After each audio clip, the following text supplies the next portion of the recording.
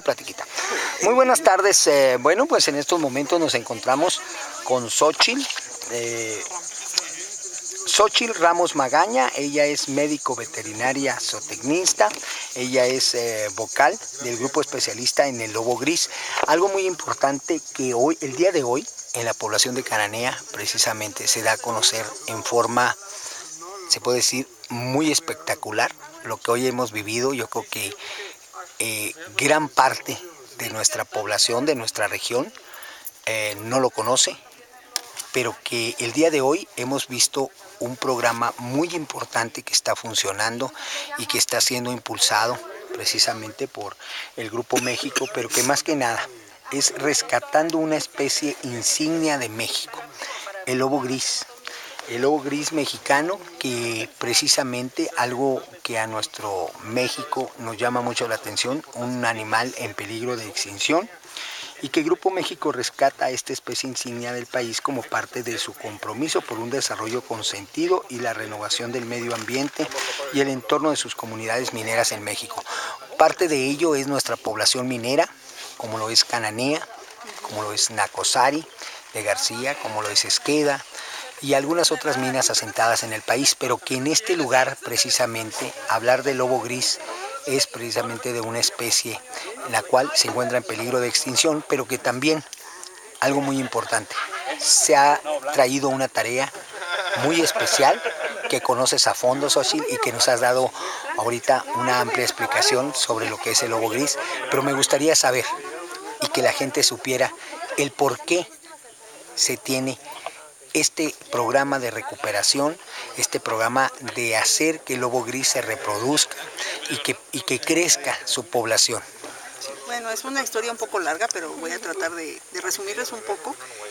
A raíz de la campaña de erradicación del lobo mexicano, tanto en Estados Unidos como en México, llevada a cabo en los años 50 y 60, pues desaparece la mayor parte de la especie en vida libre. Cuando se dan cuenta los gobiernos de México y Estados Unidos, digamos, el desastre ecológico ocasionado por la falta de estos animales, y aunado a la lista roja que empieza a ser manifestada en Estados Unidos, donde se meten a las especies en peligro de extinción, el lobo mexicano es una de ellas. Automáticamente adquiere protección y por lo tanto la obligación moral de recuperar a la especie. Entonces, Estados Unidos inicia con hacer el programa de reproducción en cautiverio y solicita al gobierno de México venir a capturar a los últimos lobos que quedaran en vida libre. México accede, México da la autorización y bueno, viene uno de los principales cazadores de lobos de Estados Unidos, que se llamaba Ron McBride, o se llama Ron McBride, y hace una búsqueda exhaustiva en los estados del norte, principalmente Sonora, Chihuahua, Durango, Zacatecas, y logra capturar 5 animales. De esos 5 ejemplares, solamente había una hembra. Se decide llevar a Estados Unidos, empezar el programa en Estados Unidos de reproducción. ¿Él antes era un cazador? Era un cazador, sí, fue de los más aguerridos. Mataba a esta especie. Mataba a esta especie. Una vez que él se da cuenta de su gran error de haber exterminado esta especie, la manera de contribuir es dar sus servicios para venir en la búsqueda de los últimos lobos y sin cobrar, claro. Era como resarcir un poco el daño, ¿no?, que había ocasionado, y él viene y los trampea. Es un excelente trampeador de lobos y se lleva esos 5 lobos y esa hembra se reproduce con 3 de los 4 machos que son capturados. Y así empieza el programa. En 1972 inicia el programa de reproducción, en 1976 se le da una protección exclusiva para el lobo mexicano y se inicia con el programa de reproducción en cautiverio. Hasta 1986 empieza México a participar en la reproducción de esta especie, recibiendo 3 parejas. Una la recibe el Centro Ecológico de Sonora, otra la recibe el Zoológico San Juan de Aragón y una última en San Cayetano, Estado de México. Bueno, así se inicia con la reproducción de esta especie. Para el 1993-94, la Asociación de Zoológicos de América, es decir, en Estados Unidos, inicia a establecer programas específicos para la recuperación de especies en peligro de extinción. A estos programas se les llaman planes de supervivencia de la especie.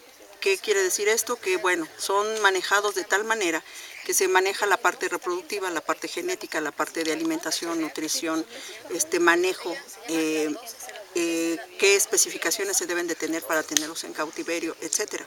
Son los que nos dan los lineamientos. Y una vez que se inicia el programa del SSP, que son las iniciales en inglés, también México empieza a participar más activamente y empiezan a adicionarse más instituciones. En nuestro caso son 17 en México las que empiezan a participar, la mayoría son los zoológicos, y bueno, sacando de ahí y a raíz de este tiempo que estamos hablando, la reunión se lleva a cabo cada año, se reúnen ambas partes de Estados Unidos y México, nos reunimos, y ahí es donde se toman las decisiones de qué es lo que va a pasar con la población, cómo va, cuánto se está guardando del material genético de la población.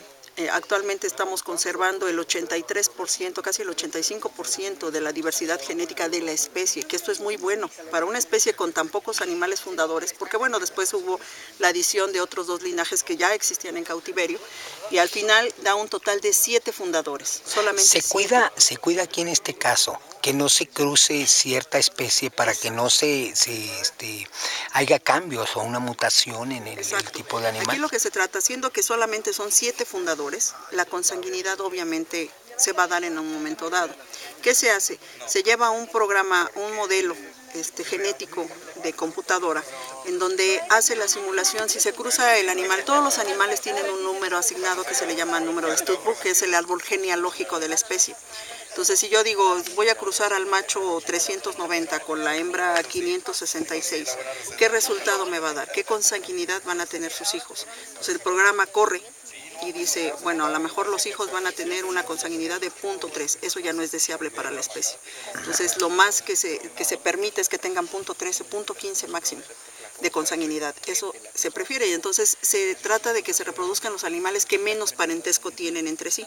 Okay. Entonces es un poco complicado a veces entenderlo, pero es la manera en que se llega. ¿Y cómo se hace? En cada año, la reunión se realiza en julio, y es un año en Estados Unidos, un año en México, un año en Estados Unidos, y así nos vamos, ¿no? Porque la participación o el compromiso es de ambos países.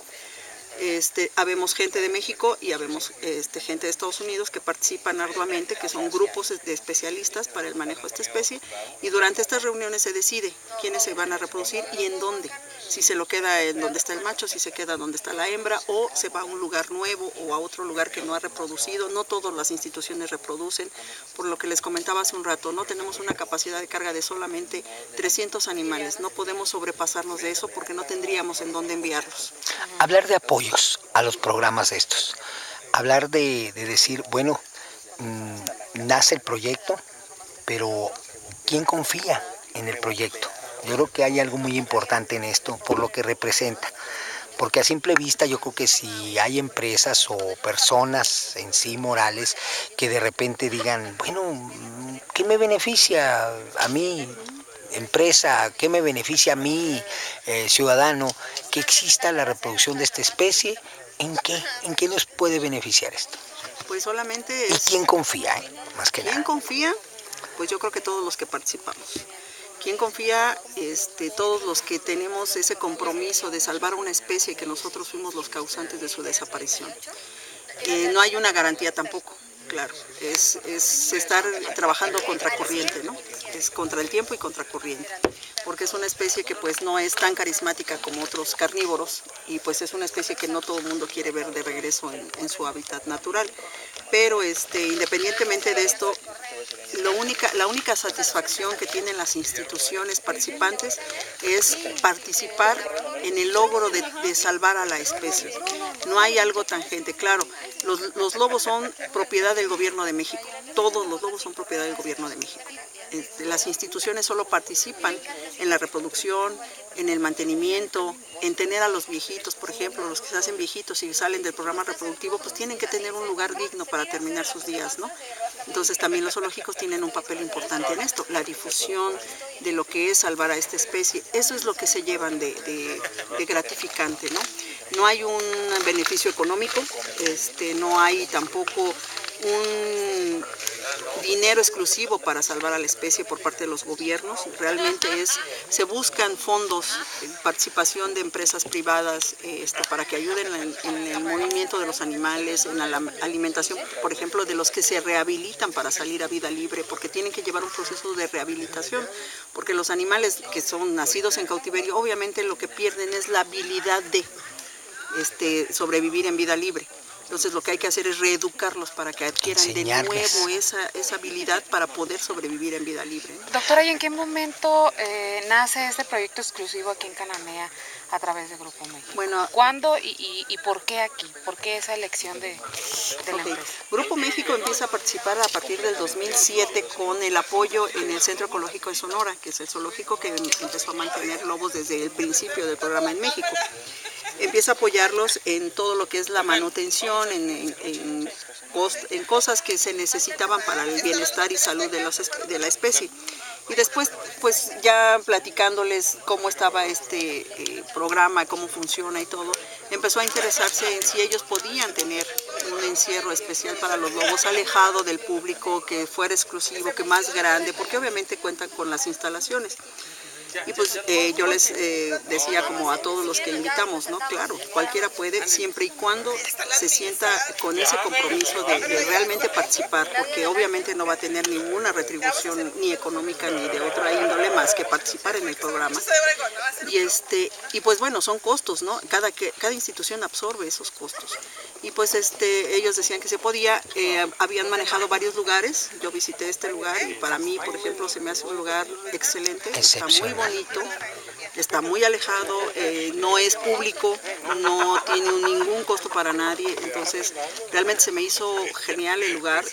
Teníamos que buscar un sitio que también estuviera un poco alejado de esta zona, por ejemplo, que es pues más para familiar, que los niños puedan tener un poco de diversión. Entonces eso genera un poco de ruido y para los lobos no es conveniente, entonces buscamos lo más alejado, pero si se fijan es un lugar también tan bonito como este. Aquí me gustaría saber mucho cómo el Grupo México realmente confía en este gran proyecto que te toca presentarles y que hoy ya es una realidad en la cual podemos ver al lobo gris, lo pudimos observar, lo grabamos y creo que es algo muy interesante en el cual ya empezamos a ver resultados. Exacto, pues bueno, es una labor, digamos, un poco titánica, ¿no?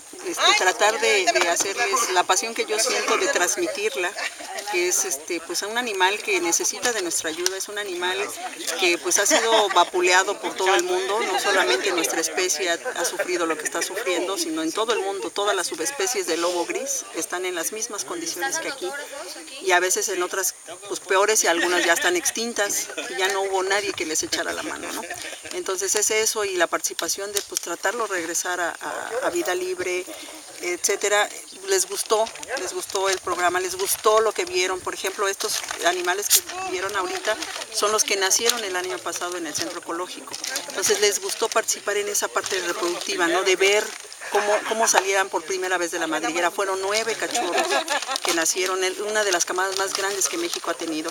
Entonces participar en ese cuidado, ver cómo eran los cuidados parenterales. Todos son miembros de una sola familia, ¿no? Exacto, es el papá. Ahorita ya nada más queda el papá con los cachorros porque la mamá murió de cáncer tiempo después.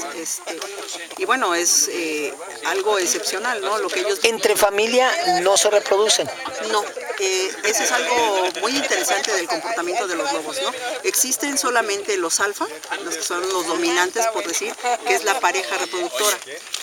Son grupos familiares, entonces pueden tener cachorros de 1 año, cachorros recién nacidos e incluso pueden tener hasta hijos de 2 años. ¿Cómo controlan que no se reproduzcan? Por medio de comportamiento solamente. Los alfa controlan a los que ya son reproductivos, que ya alcanzaron la madurez sexual y que quizás buscan reproducirse o buscan pelearle la dominancia a los papás. Los papás lo dominan y todo es mediante comportamiento de dominancia, ¿no? Es bien interesante, tienen una gama de comportamiento muy, muy grande, como pocos carnívoros la tienen. Bueno, pues... ¿Cuál es la meta, doctora, en este caso de este lugar en específico? En este caso empezaron solamente como para tener un centro de reproducción. En este caso primero recibieron a este grupo familiar. La meta que ellos se pusieron es en este lugar hacer más encierros reproductivos, pensando o escuchando que teníamos poco espacio y que necesitábamos más espacios para ampliar la población en cautiverio. Entonces el compromiso de ellos es tener eso, pero a futuro también podría pensarse que pudieran ser estaciones o lugares de rehabilitación y también centros de acopio de los animales, como por ejemplo la loba que llegó de vida libre, de recibir a esos animales que tuvieran algún conflicto, algún problema, y ser acopio, porque México no cuenta en este momento con ese tipo de instalaciones. Entonces, el Grupo México está acopiando. Muy bien, para terminar, y en resumida cuentas, ¿cuál sería el mensaje? Breve. Por favor, apóyenos a regresar a esta linda especie medio silvestre. Muy bien, bueno, pues desde Cananea, Sonora, informó Héctor Manuel Izarrarás para Periódico El Mexicano, el informador de la región, y nuestra compañera Miriam Villavicencio de Soy Cobre.